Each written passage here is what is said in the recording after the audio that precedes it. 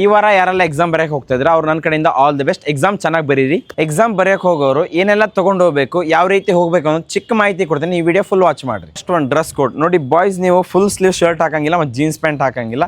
Formal pant T shirt ಹಾಕ್ಬೋದು, ಇಲ್ಲಾಂದರೆ half sleeve shirt ಹಾಕಬೇಕು.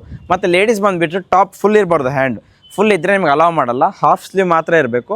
ಜೀನ್ಸ್ ಪ್ಯಾಂಟ್ ಅಲೌ ಇಲ್ಲ ಲೇಡೀಸ್ಗೂ. ಲೆಗಿನ್ಸ್ ಹಾಕ್ಬೋದು, ಇಲ್ಲಾಂದರೆ ಬೇರೆ ನೀವು ಯಾವುದು ಕಂಫರ್ಟೇಬಲ್ ಇದೆ ಹಾಕ್ಬೋದು. ಸೆಕೆಂಡ್ ಒನ್, ನಿಮಗೆ ಸ್ಪೆಕ್ಸ್ ಕೂಡ ಅಲೌ ಮಾಡಲ್ಲ. Earbuds, earrings, smart watches, calculator ಈ ಥರ ಯಾವುದೇ ವಸ್ತುಗಳು ಅಲೌ ಮಾಡೋಂಗಿಲ್ಲ. ಫಾರ್ ಲೇಡೀಸ್ ಇಯರಿಂಗ್ಸ್ ಮತ್ತು ಕೈ ಬಳೆ ಅಲೌ ಇರೋಂಗಿಲ್ಲ. ನೀವು ಮದುವೆ ಆಗಿದ್ದರೆ ಮಂಗಲಸೂತ್ರ ಮತ್ತು ಕಾಲುಂಗ್ರ ಅಲೌ ಇರುತ್ತೆ. ಮತ್ತು ನೀವು ಸರ್ ನಾನು ಫಂಕ್ಷನ್ ಇದೆ ಮದರಂಗಿ ಹಾಕೊಂಡು ಇದ್ದೇನೆ ಅಂದರೆ ಅಲೌ ಮಾಡಲ್ಲ. ನೀವು ಎಷ್ಟು ಸಿಂಪಲ್ ಹೋಗ್ತೀರಾ ಅಷ್ಟೇ ಒಳ್ಳೆಯದು. ಮತ್ತು ಎಕ್ಸಾಮ್ ಬರೆಯೋಕ್ಕೆ ಹೋಗೋರು ಎಕ್ಸಾಮ್ ಹಾಲ್ ಹತ್ರ 2 ಅವರ್ ಮುಂಚೆನಾದರೂ ಹೋಗಿ. ಮತ್ತು ಎಕ್ಸಾಮ್ ಬರೆಯೋಕ್ಕೆ ನಾರ್ಮಲ್ ಬಾಲ್ ಪೆನ್ ಯೂಸ್ ಮಾಡಿ. ಅದು ಬಿಟ್ಟು ಡಿಸೈನ್ಡ್ ಪೆನ್ ಇಲ್ಲ ಮಾಡರ್ನ್ ಪೆನ್ ಆ ಥರ ಯಾವುದೂ ಯೂಸ್ ಮಾಡಬೇಡಿ. ಒಂದು ಬಿಟ್ಟು 2 ಬಾಲ್ ಪೆನ್ ಯೂಸ್ ಮಾಡಿ. ಮತ್ತು ವಾಚಸ್ ಅಲಾವ್ ಇರೋಂಗಿಲ್ಲ. ನಿಮಗೆ ಎಕ್ಸಾಮ್ ಟೈಮ್ ಯಾವ ರೀತಿ ಬರೀಬೇಕಂತ ಗೊತ್ತಿರೋದಿಲ್ಲ.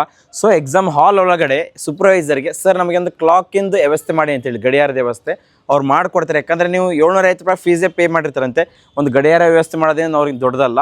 ಆದರೂ ಅವ್ರು ನಿಮ್ಗೆ ಹೇಳ್ತಾರೆ, ನೀವು ಎಷ್ಟು ಸಲ ಕೇಳಿದ್ರು ನಾವೇ ಹೇಳ್ತೀವಿ ಅಂತ ಹೇಳ್ತಾರೆ. ಸೊ ಆ ಥರ ನೋ ಅಂತ ಹೇಳಿ ಸರ್ ನಮಗೊಂದು ಗಡಿಯಾರದ ವ್ಯವಸ್ಥೆ ಮಾಡೋಕ್ಕೆ ಹೇಳಿ ಅವ್ರು ಮಾಡಿಕೊಡ್ತಾರೆ. ಸೊ ಎಕ್ಸಾಮು ತುಂಬ ಡಿಫಿಕಲ್ಟಾಗಿರುತ್ತೆ, ಟೈಮ್ ಮ್ಯಾನೇಜ್ಮೆಂಟ್ ಆಗಲ್ಲ. ಸೊ ಟೈಮ್ ನೋಡಿಕೊಂಡ್ರೆ ನೀವು ಯಾವ ರೀತಿ ಎಕ್ಸಾಮ್ ಬರೆಯಬೇಕು ನಿಮಗೆ ಗೊತ್ತಾಗುತ್ತೆ. ಸೊ ಎಕ್ಸಾಮ್ ಬರೆಯುವಾಗ ತುಂಬ ಕನ್ಫ್ಯೂಸ್ಡ್ ಮತ್ತು ಟೆನ್ಸ್ಡ್ ಆಗಿರಬೇಡ್ರಿ. ನನ್ನ ಕಡೆಯಿಂದ ನಿಮಗೆ all the best, good luck, thank you.